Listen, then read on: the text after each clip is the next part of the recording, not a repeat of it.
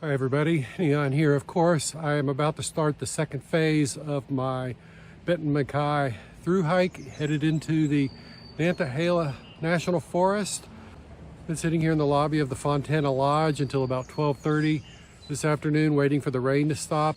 And all I need to do is follow this little railing up to the Benton MacKaye Trail. I've got a little trepidation about the next 100 miles. They are through the National Forest, not nearly as much maintenance, very few people. It's probably going to be a slow going. I've got 5 days of food in my pack and onward and upward. The trail is skirting the edge of the Fontana Village Resort, and I'll show you the cabins. LJ and I stayed in one of those the past couple nights. This looks like where I'm leaving the resort. Up on the ridge line. I'd be disappointed if I didn't go see what Lookout Rock is. Tops of the mountains are covered in clouds over there. Up on the ridge line, there's this big green thing. What the heck is that? It says microflector. So I reckon it's a reflector for microwave telephone tower or something. Cold rain, but I'm sweating. What are you gonna do?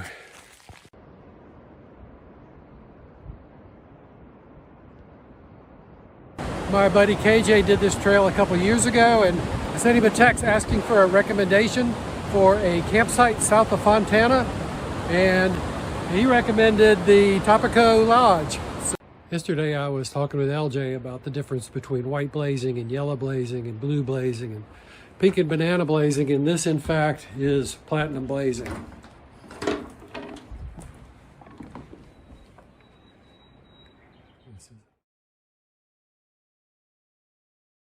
I'll tell you what, Topico Lodge is a vortex. The Benton MacKaye Trail goes right through its parking lot and it continues on the pathway up to the cabins.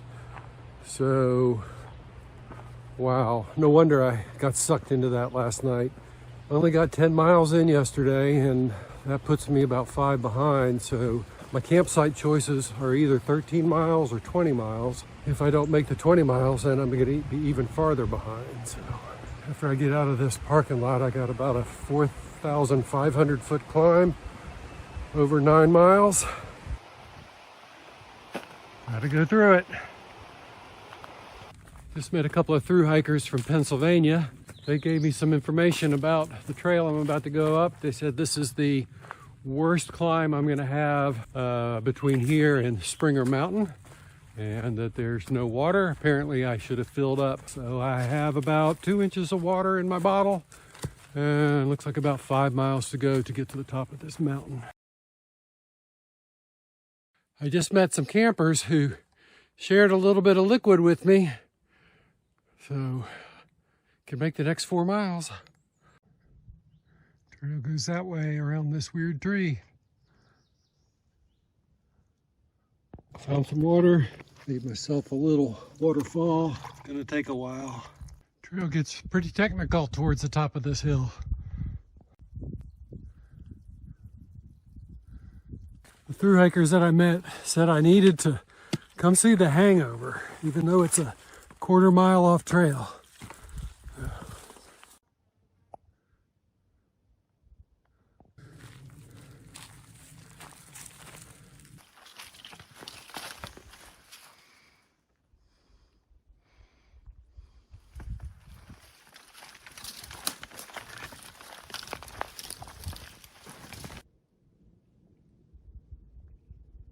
Taken me 9 hours to go 12.5 miles, and I'm here at Cold Spring Gap. When KJ was here 2 years ago, he left a note in the Far Out app that the best campsite and water are 0.3 miles down that hill right there. It's a nice little spot.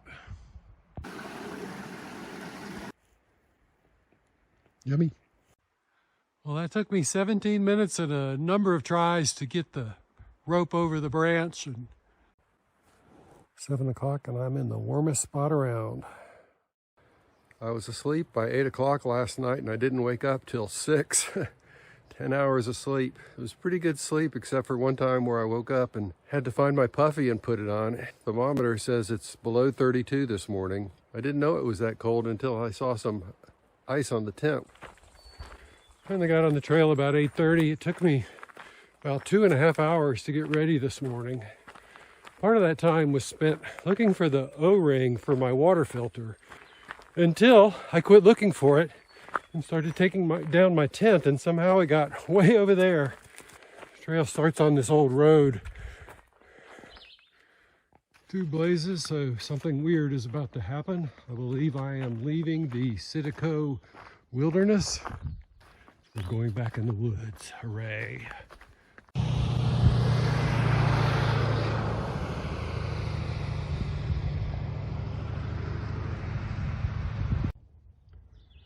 There are flowers on this part of the trail. I've been focused on walking. Lots of pretty flowers.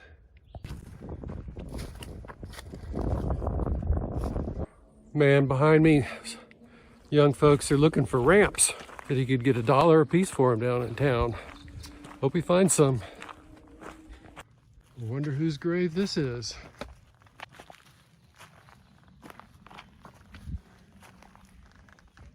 Oh, must be laying right there.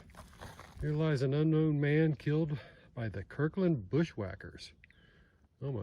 That was Wiggs Meadow. It looked like a really nice place to stay. Supposed to be a duck pond, plenty of tenting area. I didn't really have that much time to explore. I've got about 10 more miles to go to my intended destination, and it is 11:45. There's been a lot of blowdown on this trail. This looked like the easiest way to go across, except you see what's laying on that log? Hello, snake. Why are you in my way? I think its eyes are closed. Worst kind of blowdown. Engineering! Like a dam with a gate. I bet that little dam had something to do with the trout hatchery. But there is the Tellico River. This is nice, but even better is a place to drop my trash. I think my feet might get wet here.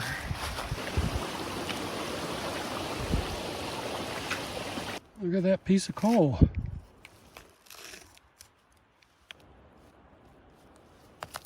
This is number 3. And there's another 1.5 miles to number 4. I'm ready to stop. It's 5 o'clock, but I just as soon get these fords over with all in one stretch and then don't have to do it tomorrow. And I am physically and mentally ready to stop. When I cross this one, I'm going to start looking for a campsite. Well, I'm stopping here. Looks like a good spot. I think I can get a rope for a bear bag hang over that branch right there. And if I'm not mistaken, I hear a little bit of water down there. Tonight's dinner looks like curry brown rice with peas and carrots and beans. Well, this is me in my tent after hiking 20 miles.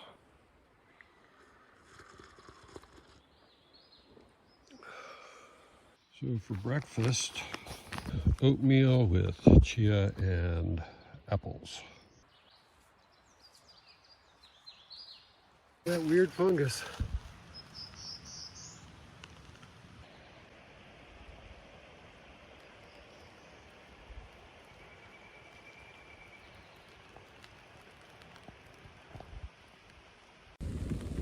We're 1 hour into the trail and it's raining.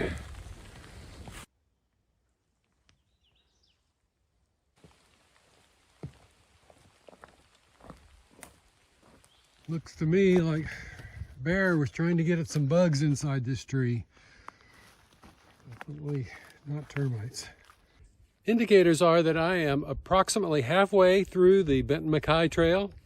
And so cheers. Now the sun's come out and I'm sweaty again. Look at that view. Taking a little 3:30 break. Trying to get some of this stuff dried out. Remains of a chimney from a house or some sort. Well, it's flat, but it's not very level. Tonight's dinner is my special mashed potatoes.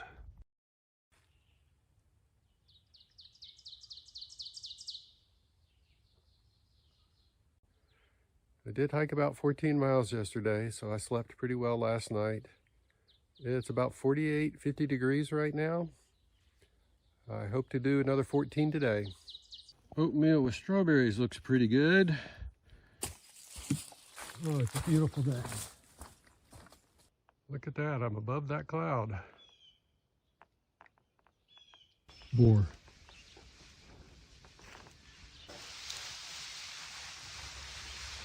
It was rooting up these leaves.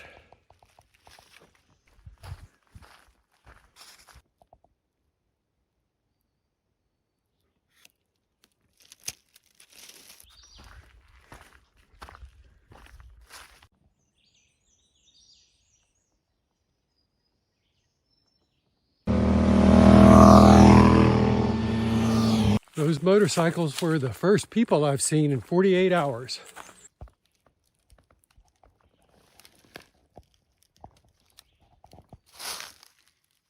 Well, I was glad to find this wet spot.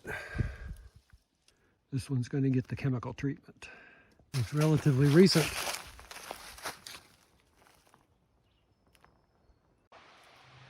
Like a nice place to car camp. Wait, mighty fine piece of engineering.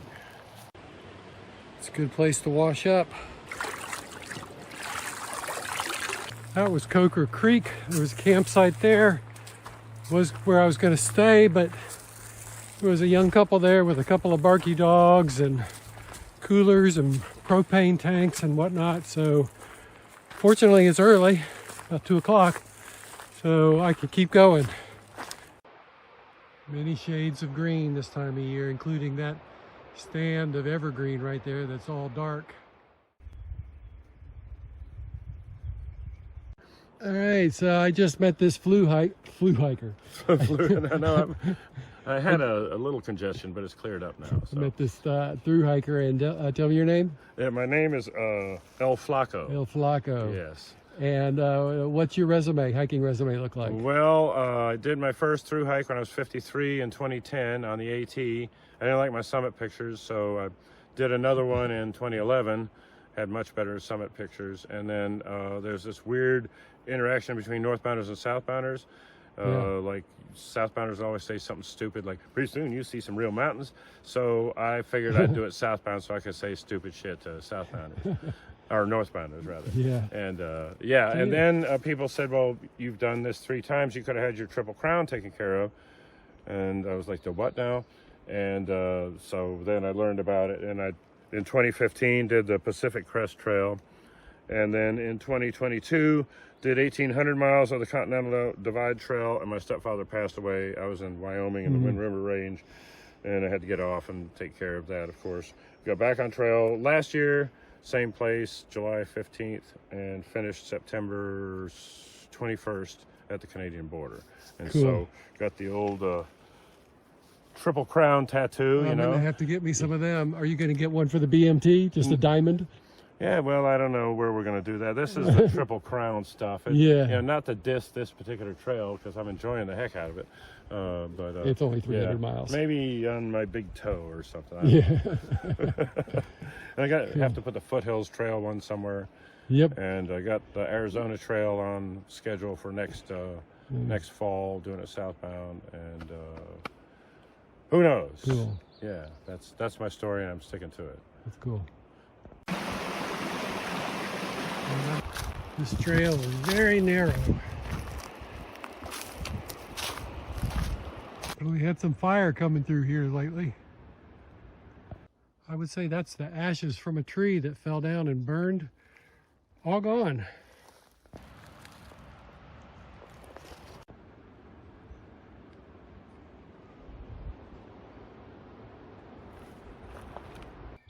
This section's pretty darn sketchy.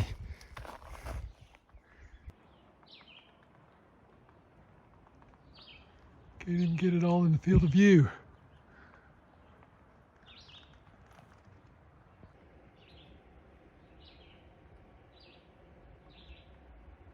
I am halfway through a 1.5 mile water carry up a little over 700 feet of elevation. I came to a little saddle here where I could catch my breath.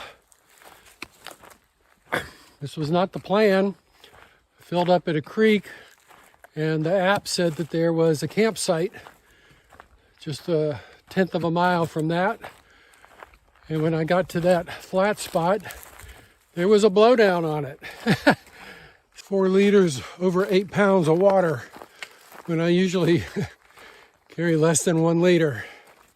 Tonight's dinner looks like brown rice with chickpeas and veggies and Japanese camping spice.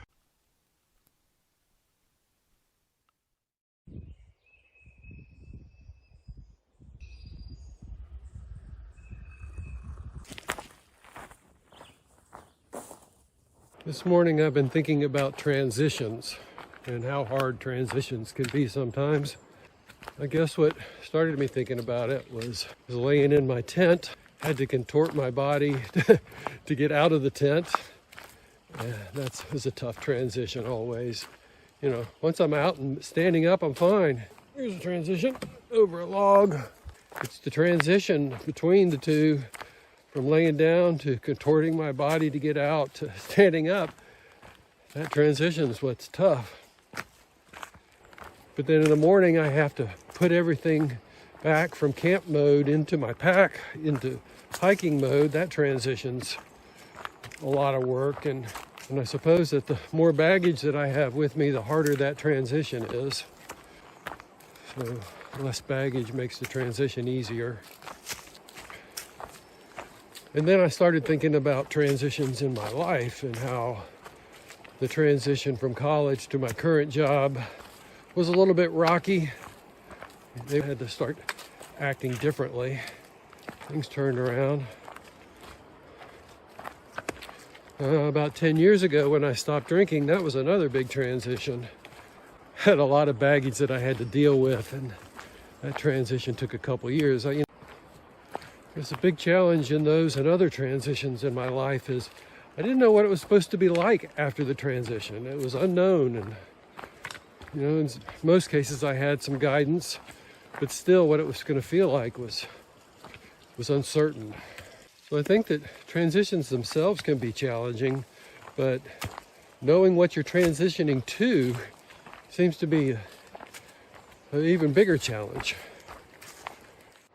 Anyway, thinking about transitions this morning. Something else I thought was interesting.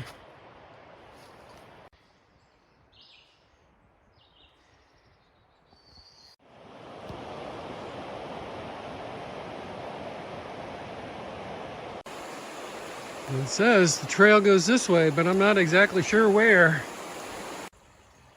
Interesting part of the river. Hiker talk is that about 0.6 miles up this road behind me is the best hamburger on the Benton MacKaye Trail at Reliance Fly and Tackle. The sign says open. Wonder if the grill's open.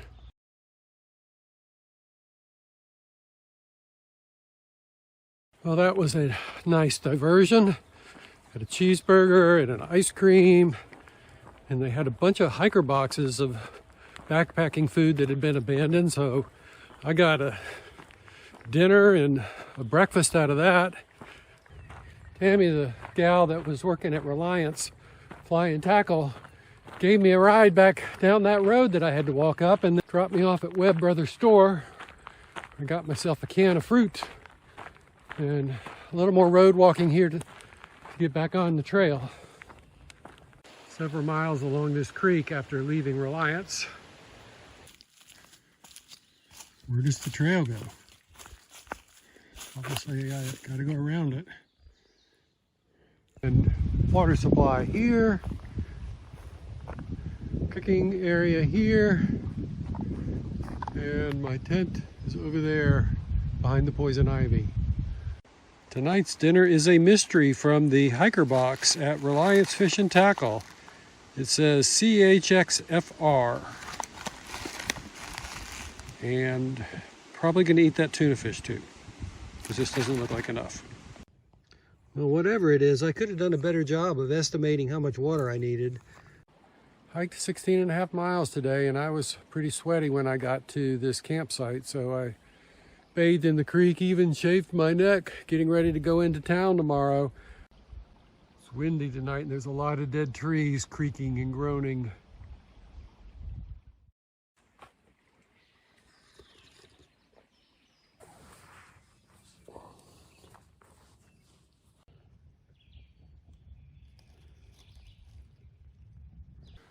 This morning's a climb of about 3.5 miles.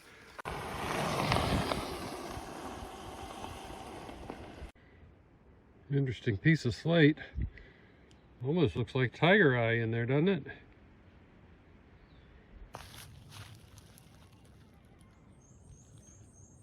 Entering Little Frog Wilderness. People with the big packs.